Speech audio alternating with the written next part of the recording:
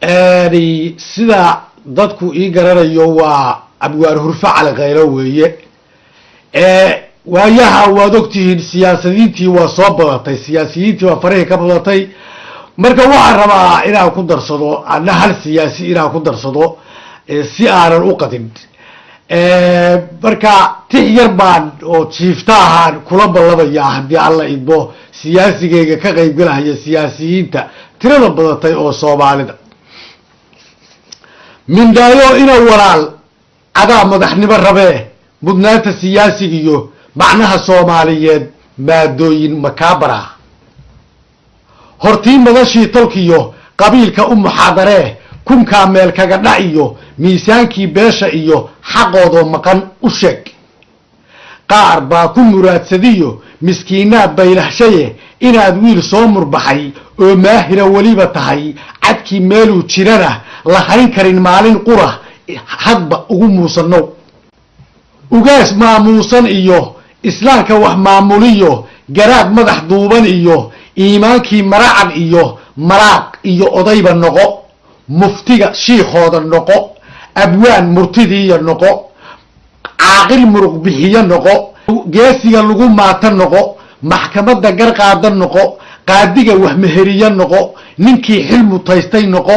nimaan laga maarmin noqo. tolnimadoo miiran noqo. mas-uuliyadoo dhan noqo. munaafaqadaynta baro mid iyo laba kula jiriyo dar kuu maaliya lahaw. miiraashka sufeetig iyo ka dheeree miiga kaca haweyn kama maarantide ismagacow aad heshide. markii xiga midab dharliyo suud iyo koor muuq la xidho buug iyo mastarada lahaw. xaraga la maroorsanow macad jaamacada iyo mastareedyada dhammaan nin soo wada maray ahaw. ismuuji ha lagu bartee dadkana ugu muran badnow. markii xiga ururadiyo siyaasadda uga mid noqo. beesheenna ugu mug weyn beelaha kala mira ka badan dhulkay maashayn kartaa cirkaasay ka muuqataa. maroodiga xoog ka weyn badiyo maanyaday hayaan dad laba miilaysan karo haddaan loo maara helin masiibay dhiga hayaan intaa miiska u garaac.